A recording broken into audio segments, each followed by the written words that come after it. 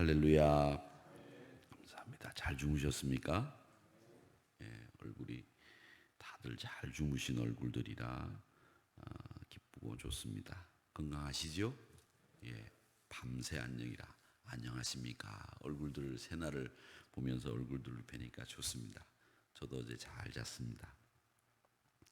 이제 여호수아서 5장에 들어왔는데 이 5장에 들어오면 이제 여리고성을 정복하는 이야기가 나옵니다. 이 여리고성을 정복하는 이야기가 나오는데 이게 그 이스라엘 백성들에게 있어서는 가장 중요한 전투이고 이스라엘 백성들에게 가나안 정복 전쟁의 양상이 앞으로 어떻게 전개될 것인지를 보여주는 전쟁이 이 여리고 전투입니다. 여리고 성은 고대 도시로 지금도 가보면 굉장히 성읍이 요새처럼 난공불락의 요새입니다. 그 성벽의 두께가 우리나라 그 성곽하고는 만리장성하고는 두께가 달라요. 이중으로 성벽을 쌓아둔 곳이 여리고성이라 그 여리고성이 대단히 정말 튼튼한 그런 성입니다. 자, 그런 이 성을 정복하기 직전에 하나님이 이스라엘을 이끌고 있는 여호수아를 하나님의 사자, 그 사자를 통해서 만나 주시는 장면이 오늘 이 5장 13절에 나오는 이야기입니다. 근데 하나님이 여호와의 군대 장관이라고 하는 사람이 여호수아를 만나는 이 장면을 보면 이 하나님의 군대 장관이 몇 명 이렇게 드러났던 성경이 여러 군데 있습니다.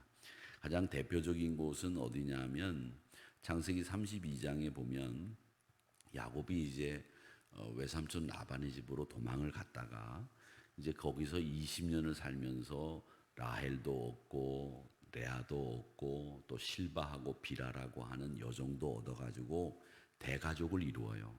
그리고 아들, 딸 13명을 토탈 얻어가지고 대가족이 되고 재산도 부자가 돼가지고 넉넉해졌는데 외삼촌 라반이 언제부턴가 이 야곱을 쳐다보는 얼굴 표정이 달라져.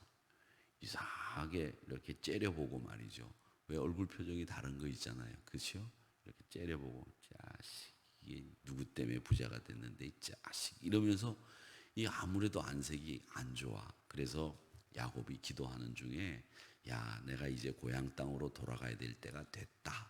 이렇게 생각을 하고 야반 도주를 또 합니다. 라반에게 간다 온다 소식도 전하지 않고 그냥 식구들을 데리고 길을 떠나요. 사흘길쯤 갔는데 라반이 가만 보니까 딸들이 없어. 사위가 없고 야곱이 없는 거예요. 그래서 아들들을 데리고 그러니까 처남들이죠. 처남 야곱의 입장에서는 처남들을 데리고 사흘길을 쫓아와요. 그래가지고 만나. 그래가지고 거기서 야 너 그러면 되냐? 인사라도 하고 가야지. 네가 우리 집에서 산 지가 언젠데 20년을 살았는데 인사도 없이 가? 말도 안 되는 소리를 하고 있느냐? 그러면서 이러쿵저러쿵 하면서 자기 집에 있는 우상 드라빔이라고 하는 걸 가져가지 않았냐? 가져왔느냐? 뭐 이런 얘기를 신랑이 하다가 그 자세한 얘기는 나중에 하고 그런 얘기를 하다가 이제 짐도 수색을 하고 그러다 거기서 야 너는 너대로 이제 갈 길 가라. 나도 이제 돌아가겠다. 너 참 고생했다. 이러고 난 뒤에 화해 조약. 그러니까 사이좋게 헤어지는 조약을 맺어요. 거기가 어디냐 하면 미스바예요. 미스바 대성회가 열렸던 그 이름을 미스바라 하고 다른 이름으로는 길르엣 이렇게 불러요. 그리고 난 뒤에 이제 야곱이 길을 떠났는데 거기서 하나님의 사자가 하나님의 군대가 나타납니다. 그래서 그 하나님의 군대가 나타나서 느닷없이 하나님의 군대가 이스라엘 야곱과 함께 한다라는 말씀을 하시고 사라지는 장면이 창세기 32장에 나오는데 거기서 마하나임이라는 말이 나와요. 그게 하나님의 군대라는 뜻이거든요. 그게 마하나임이에요. 하나님의 군대가 나타날 때는 항상 경고, 어떤 의미를 주는 일을 할 때 하나님의 군대가 나타난단 말이에요. 성경에 보면. 그러니까 그때 야곱에게는 야, 너 지금까지 라반의 집에서 살았던 20년의 세월이 하나님이 함께 했던 20년이야. 그리고 앞으로 네가 아버지 집 형이 있는 그곳으로 갈 때에 네가 가는 것 같지만 하나님이 너와 함께 하셔. 이런 이야기를 하시기 위해서 마하나임, 하나님의 군대가 나타난다라는 것이 창세기 32장에 나오는 이야기입니다. 그러니까 오늘 여기서도 이 5장 13절에 나오는 칼을 든 여호와의 군대 장관이 나타나잖아요. 이게 나타나서 여호수아를 대면해서 이야기를 하는데 그 대면에서 하는 이야기가 별 얘기가 아니에요. 야, 너 신발 벗어. 예, 알겠습니다. 말씀하십시오. 무슨 말씀을 하시려고 오셨습니까? 이게 이야기 다예요. 다른 얘기가 없어요. 신발 벗어라. 거룩한 곳이다. 무슨 얘기 하시렵니까? 제가 듣겠습니다. 그걸로 끝. 그런데 이 이야기가 나온 이유가 있을 거예요. 왜? 대화가 되려면 너 신발 벗어라. 왜요? 여기가 거룩한 곳이다. 여기가 거룩한 곳이라고 하는 무슨 증거가 있습니까? 하나님의 임재가 곧 있어. 하나님의 뜻이 너에게 임할 거야. 가나안 땅 정복 전쟁에 너와 하나님이 함께 하셔. 뭐 이런 얘기가 있어야 되는데 그냥 신발 벗어라. 무슨 말씀 하시렵니까? 그리고는 말씀을 안 하시고 그냥 얘기가 끝나버린단 말이죠. 그러니까 이 얘기는 뭐냐면 하나님이 이 이야기를 우리에게 해석하도록 만드셨어요. 그럼 여러분 생각해 보세요. 제가 조금 전에 창세기 32장에서 야곱이 라반의 집을 떠났을 때 마하나임, 하나님의 군대가 나타나서 이 야곱을 하나님이 만나 주셨던 이 이야기를 제가 여러분들에게 말씀을 드린 것은 오늘 이 말씀의 해석은 여러분들의 몫이라는 거죠. 이게 뭘 얘기하는 거냐라는 것은 이제 여러분들이 짐작하실 거예요. 뭘 얘기하는 겁니까? 가나안 정복 전쟁은 하나님의 전쟁이야. 하나님이 함께 하시는 전쟁이야. 그 이야기를 하시기 위해서 이 여호와의 군대 장관이 칼을 들고 나타난 거예요. 그래서 하나님께서 이 말씀을 야, 내가 너와 함께하는 전쟁이다 라는 말은 여기다가 기록해 두지는 않았지만 말씀하세요. 여호수아가 그렇게 얘기만 하고 끝났지만 이 이야기의 해석은 생략된 말씀은 뭐냐면 이 가나안 정복 전쟁은 하나님에 의해서 하나님을 위한 하나님이 이끄시는 전쟁이다 라고 하는 것을 말씀하시기 위해서 이 본문을 넣어둔 것이다 라는 겁니다. 그러니까 우리 신앙생활에 적용을 해본다면 뭡니까? 신앙생활에 적용을 해본다면 하나님은 우리를 위해서 싸우시는 분이라는 거죠. 내가 싸우는 게 아니에요. 내가 싸우는 전쟁이 아니라 하나님이 싸우는 전쟁이란 말이죠. 그러니까 여러분은 하나님께 믿고 하나님을 절대 순종하면 나는 끝이에요. 내가 뭔가를 하려고 하는 순간에 일은 그르치는 거죠.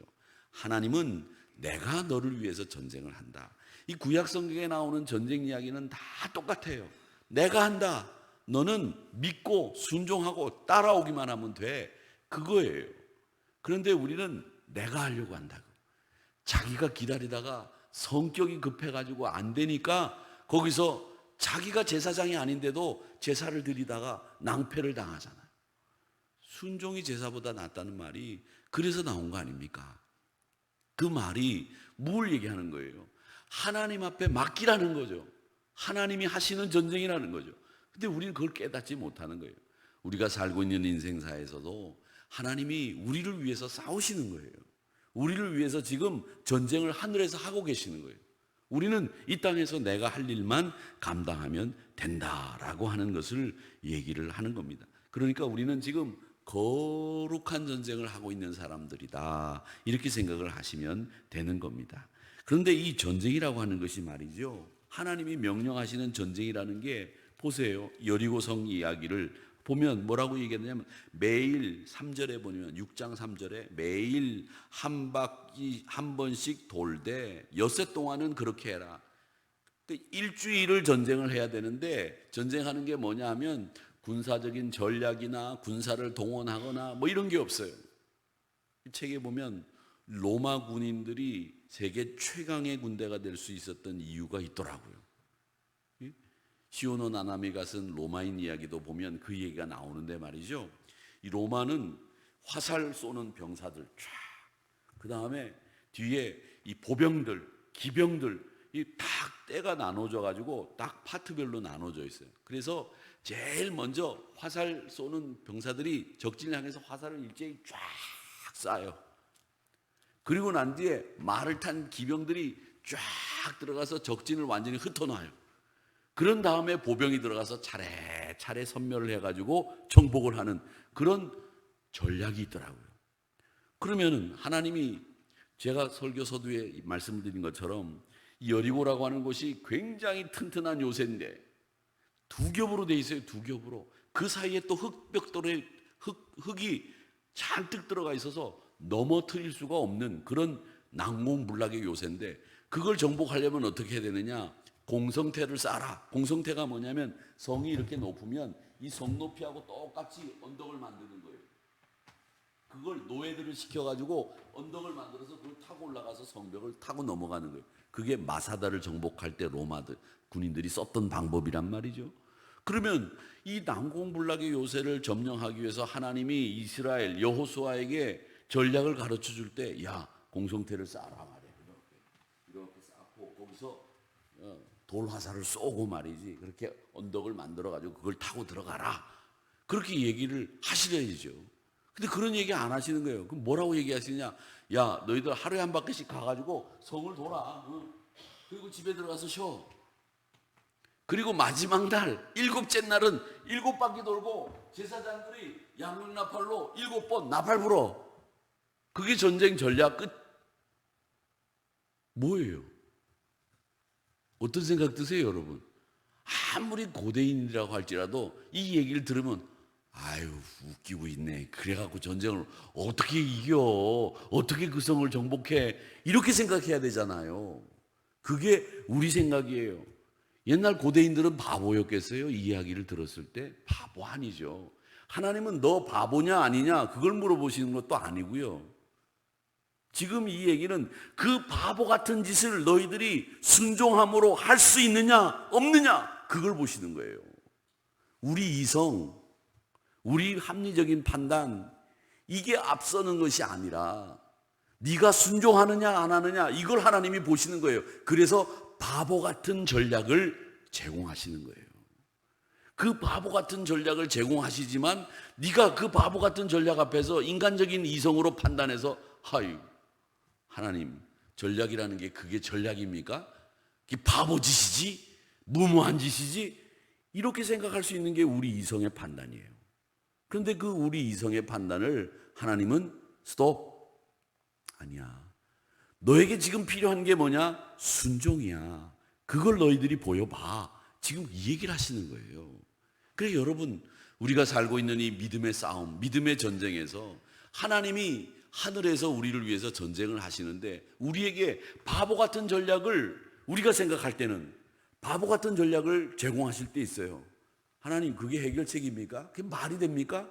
이런 전략을 하나님이 우리에게 보여주실 때가 있다는 거죠. 그럴 때 우리가 그래 이건 내가 생각할 때 내가 할 수 있어. 이건 내가 이렇게 해야 돼. 계획을 짜고 기획하고 성벽을 무너뜨릴 생각을 전략을 짜고 이게 맞느냐는 거예요. 아니라는 거예요. 신앙생활은 우리 이성으로 하는 것이 아니라 순종으로 하는 것이라는 것을 보여주시기 위해서 이 바보 같은 전략을 우리에게 보여주시고 있는 거예요. 사랑하는 성도 여러분, 여호와의 군대 장관이 나타났다. 미스바에서 하나님이 야곱에게 마하나임 하셨던 이유가 뭐였냐? 너희는 이제 고향 땅으로 돌아가서 나만 의지하고 나만 순종하고 살아야 되는 인생이야. 너희들이 가나안 정복을 할 때 나만 믿고 나를 믿고 따라오는 그런 가나안 정복 전쟁을 해야 네가 가나안의 진정한 주인이 되고 그 땅이 하나님만 경외하는 땅이 될 수 있어. 이 얘기를 하시고 있는 거거든요. 그렇기 때문에 사랑하는 성도 여러분, 우리 믿음의 사람들이 난공불락의 요새인 여리고성을 열고 허무는 방법은 강력한 군사력이나 고도의 승리의 전략이 아니라 정탐을 한 후에 얻은 승리의 공식이라고 하는 것은 뭐냐? 하나님 앞에 순종하는 일, 그거밖에는 없습니다.